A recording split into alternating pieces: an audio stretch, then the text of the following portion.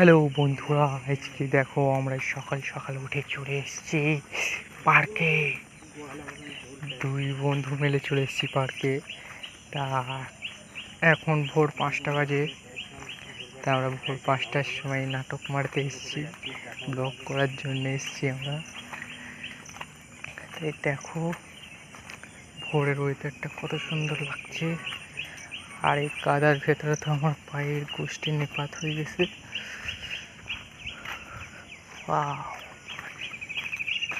কত সুন্দর লাগছে। এই যে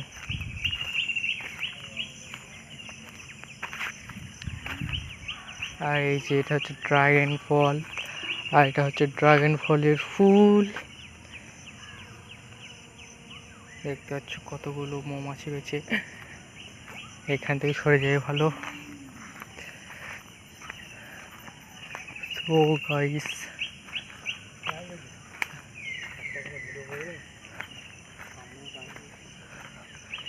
এই সামনে পদ্ম ফুল গাছ রয়েছে। আমি জানতাম পদ্ম ফুল গাছ জলে হয়, আজকে দেখছি মানে ড্যাঙাতেও হয়েছে, একটা পদ্ম ফুলও ফুটেছে। হ্যাঁ,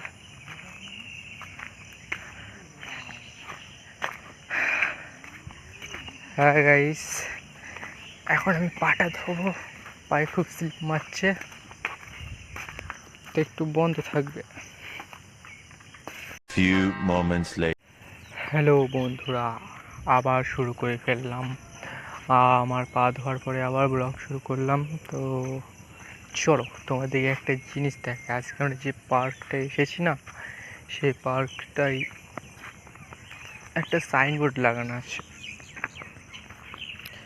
এই যে সাইনবোর্ড, এতে লেখা আছে সাধারণে প্রবেশ নিষেধ।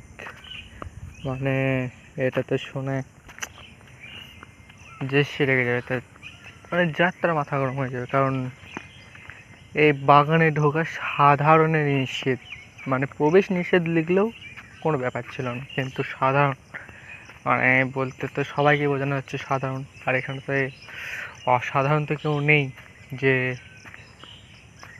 সে ঢুকবে। তো এইসব বোর্ড লাগানা কি নিজের দিকে মনে করে কে জানে। সব হচ্ছে একটা খান কি ছেলে, আর কিচ্ছু না।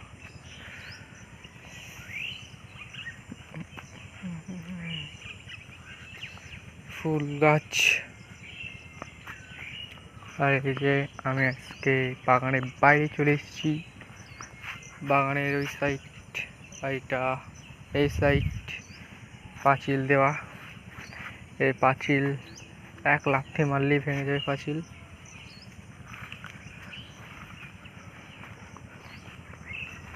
আর এই যে বাগান।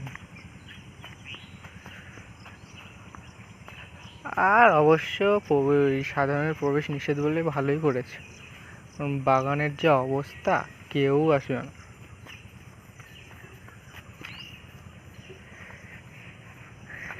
কেউ আসবে না এই বাগানে।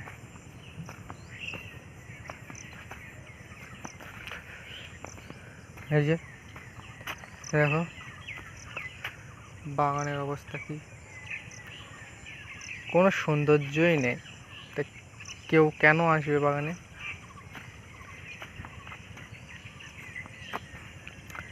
যদি কোনো সৌন্দর্যই না থাকে, যদি দেখার মতনই কিছু না থাকে, তাহলে লোক কেন আসবে? এই যে বাগান। সো গাইস, আজকে তো আমি আর বেশি বড় ব্লগ করছি না, তাই এই পর্যন্তই আজকে থাকুক। টাটা।